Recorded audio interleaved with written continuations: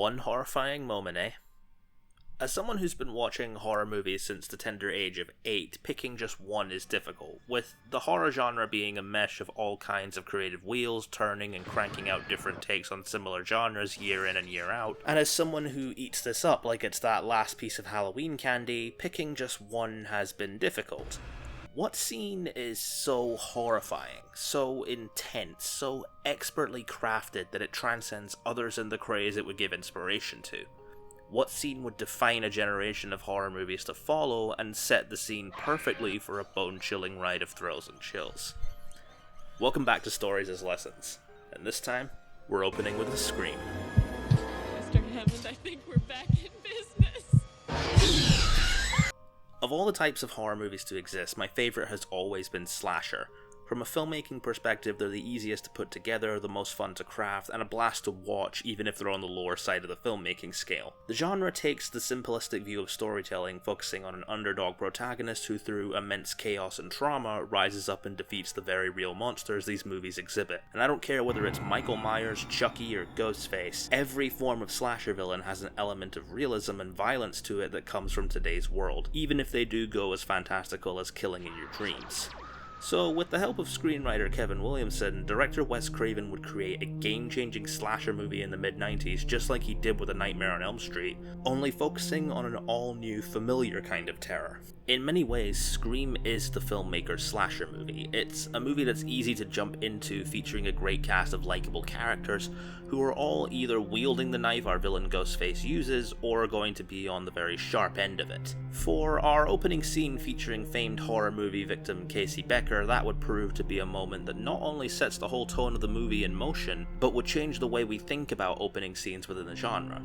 Scream's opening scene is horrifying for a number of reasons, whereas other slashers such as Halloween or Nightmare on Elm Street's openings are silent, moody, atmospheric plays of what's to come, Scream takes this in another direction by opening with what the audience was led to believe would be the lead of the movie, Drew Barrymore's Casey Becker.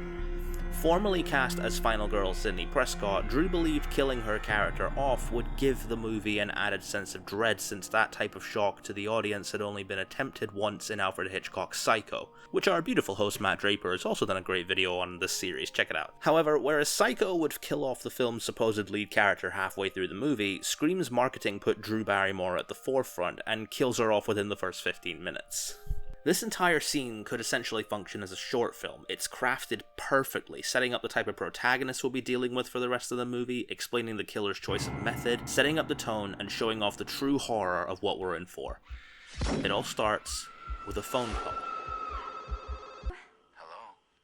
Yes? Who is this? Who are you trying to reach? What number is this? What number are you trying to reach? I don't know. Well, I think you have the wrong number. The difference between the voice on the phone and the one answering it is night and day. Whereas Drew Barrymore's Casey Becker gives off an innocent sweet girl next door vibe, the voice on the phone is deeper, possibly older, and has a distinct layer of terror even as they're having a normal conversation about horror movies. As a voice actor myself, I can't make this video without giving props to Roger L. Jackson, the voice behind Ghostface. The voice essentially acts as a motif throughout the movie in place of something like the Jaws theme music, indicating that the killer is nearby. As soon as we hear that voice, no matter how charming the words may be, we know something horrific is about to happen. Roger L. Jackson even played into this by not allowing himself to be seen by the actors on set or be interviewed in person for the film, so they wouldn't place the voice with a person and therefore act more terrified when he comes to give the call. Having this movie indicate what's incredible about voice acting, along with the satirical look at horror movies, is just icing on the cake for me. Voice actors have to create a character and sell a performance with only their voice, and even though it's revealed later that this voice is just from the effects of a voice changer, Roger L. Jackson's delivery makes the voice of Ghostface a separate character all on his own, also adding to the fear that it could be anyone behind that mask once we get the full context. As the conversation goes on, we're setting up what the tone of this movie is going to be. Unlike other slasher movies which are in their own respective universes, this is a movie that takes place in a world where slasher movies have come, had their rise in popularity, and are still loved by the characters within the movie, and our killer seems extremely fascinated by them. Is that the one where the guy had knives for fingers? Yeah, Freddy Krueger. Freddy, that's right. I like that movie. It was scary. The conversation takes a sinister tone when Ghostface answers, Your name? Why do you want to know my name? I want to know who I'm looking at. What did you say? At first glance, this could be seen as a slip-up by a prankster. We have a nice shifting of power between Casey Becker and Ghostface, showing what she's capable of in danger and that she's not just a sweet innocent archetype. She does have quite the convincing teenage potty mouth. He's big and he plays football and he'll kick the shit out of you! I'm getting you scared. The phone in this moment even acts as a form of jump scare, which works because answering the phone and hanging up the phone isn't going to make a difference to Casey's fate. As we see later in a bloody reveal, Ghostface is the one in control, and the big hunky football-playing boyfriend is not going to bust through the door and defend Casey. In fact, he's our first victim. Yes. Please don't hurt us. That all depends on you. The killer then uses a game of horror trivia to decide Steve's fate, and it's here that Casey Becker has lost all control of the situation, and that cute conversation about favourite horror movies from earlier becomes a life or death scenario.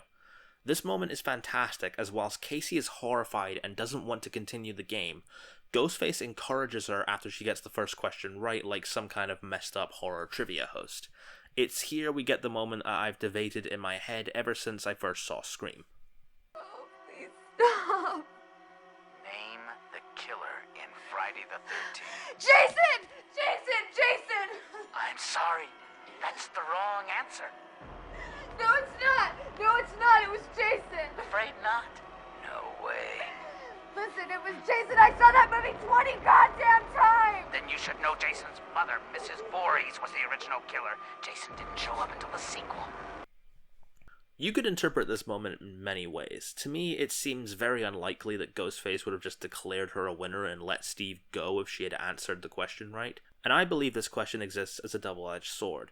Whilst Pamela Voorhees is the killer in the original Friday the 13th, Ghostface is smart enough to play this into his favour. If she had answered Pamela instead of Jason, he would have turned the tables the other way in a heartbeat. It plays on this idea of gatekeeping within fandoms where a self-proclaimed expert won't believe anyone shares their passions until they prove it with trivia and facts they've led themselves to believe make them true fans. Jesus Christ, you don't know the rules? Have an aneurysm, why don't you? To a general audience, especially in the mid-90s, it would be commonly believed that Jason Voorhees is the killer of Friday the 13th, and perhaps the original has been long forgotten, or Casey thought she had the upper hand and panicked, but either way, she's lost any and all control she had was just an illusion, as Ghostface guts Steve and asks one final question. What door am I at? What? We should note during this scene, the smoke from the popcorn Casey's left on the stove acts as a form of spooky fog blocking her vision, and we only see Ghostface move in swift blink-and-you-miss-it moments. All Casey has to do is crawl away, but her curiosity gets the better of her and...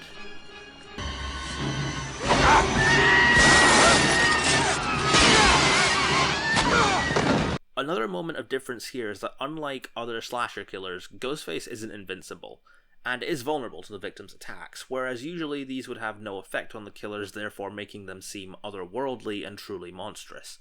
Ghostface is a monster not because he's invincible, but from his determination and sick obsession. He's thought everything through and is playing these kills out like a director staging a scene, telling us that whilst our villain is steps ahead of the victims, he's not invulnerable and can be beaten. Doing away with the common criticism of slashers in which people claim they can just boot the killer away and they'll be victorious. If you were in Casey's situation, you'd probably end up the exact same unless you're Ash Williams or Claire Redfield. And it's here we get our first full body look of Ghostface, and whilst it's not noted in this scene, we can tell the costume is a common Halloween outfit and thus can't trace the killer via purchases. If this movie took place on Halloween, it would give that even more of an effect, but this look constantly comes back throughout the entire series and is instantly recognizable as the face of the franchise. Wes Craven in all his horror glory gives us a glimmer of hope in the scene later as we see car lights coming through and Casey's parents entering the house. But Ghostface has already choked Casey out and her cry for help is barely heard. In a way, through his design, he's not only beaten her, but he's taken away her voice as she doesn't say anything else for the remainder of the scene.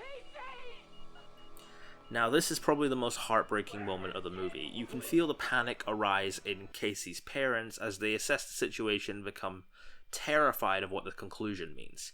Casey isn't answering her mother's calls for her name, the alarm is going off from the popcorn burning on the stove, and all that smoke can't be doing much for them either.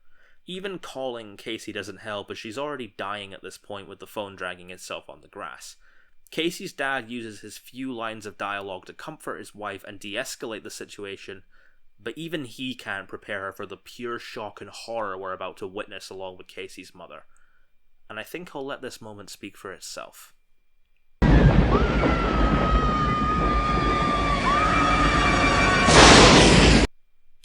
This entire sequence is perfection. It's genius, it's cinema, it's everything that I love about horror in one beautiful package. In this opening scene alone, we've established the type of protagonist, introduced our antagonist and his methods of killing, set up a tone that'll toe the line between high school teen drama and horror movie, and gotten us attached to a character only for them to be killed off immediately in a brutal fashion. This beautiful example of an inciting incident is a great lesson in how to properly set up your story. And you can apply it to any other kind of horror movie, whether it be slasher, ghost, or possession, or anything similar. Whereas Halloween and Nightmare on Elm Street's openings are minimalistic and make use of various filmmaking techniques, Wes Craven does that and goes above and beyond to make this a character-driven scene along with all of that. And if you like the opening scene of this movie, I can promise you it only gets better from there. I want to thank Matt Draper for allowing me to take part in this incredible video essay series, and I encourage you to check out all the other videos that are in the series, including Matt's video on Psycho, my best friend Gwen's video on The Invitation, Troy's video on Scooby-Doo Monsters Unleashed, king shit right there. Scream is one of my all-time favourite movies, and with the news of the Ready or Not filmmakers penning and directing Scream 5 with the original cast returning, plus some new faces, I couldn't be more excited to revisit it and tell you all why I love it. Thanks for joining, and remember, like all great slasher killers, wear a mask and stay spooky.